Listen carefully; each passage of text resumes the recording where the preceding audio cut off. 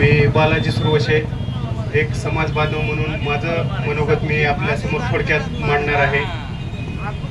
मला वाटतंय आपलं उपोषण हे शेवटच्या टप्प्यात आहे आणि तेच आपण समाज बांधव म्हणून त्यांना विनंती करणार आहोत। एकदा जोरदार घोषणा देऊ असं मला वाटतंय।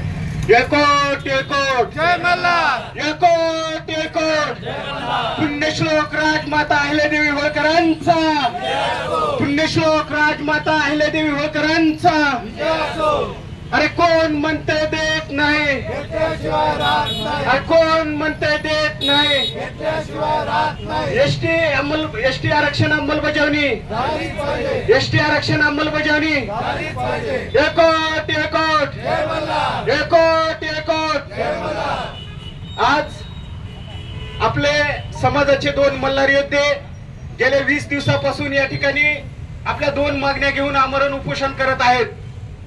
श्री अनिल गोयकर सर व चंद्रकांत हजारे सर यांनी यापूर्वीही 1.5-2 महिन्यापूर्वी 16 दिवस उपोषण केलेलं होतं आणि आता पण सलग 20 दिवस, आजचा 20वा दिवस आहे, ते उपोषण करत आहेत।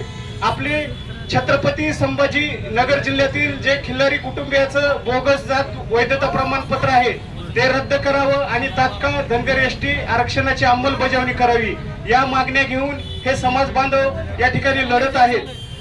हा लढा अनिल गोयकर सर किंवा चंद्रकांत हजारे सरांचा नाही, हा एकट्या त्यांच्या कुटुंबापुरता नाही, आपल्या महाराष्ट्रातल्या सबंध 2 कोटी धनगर जमातीचा हा लढा आहे।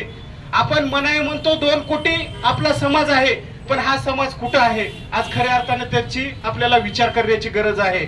आज हे आमचे 2 मल्हार योद्धे 20 दिवसापासून या ठिकाणी उपोषण करत आहेत। त्यांच्या पोटात अन्नाचा एक कण नाही। आज त्यांचा बीपी वाढलेला आहे, किडनीवर अनिल गोयकर सरांच्या किडनीवर सूज आलेली आहे, पोटात इन्फेक्शन झालंय, वजन कमी झालंय, सातत्याने त्या दोन्ही मल्हार योद्ध्याला चक्कर येत आहेत।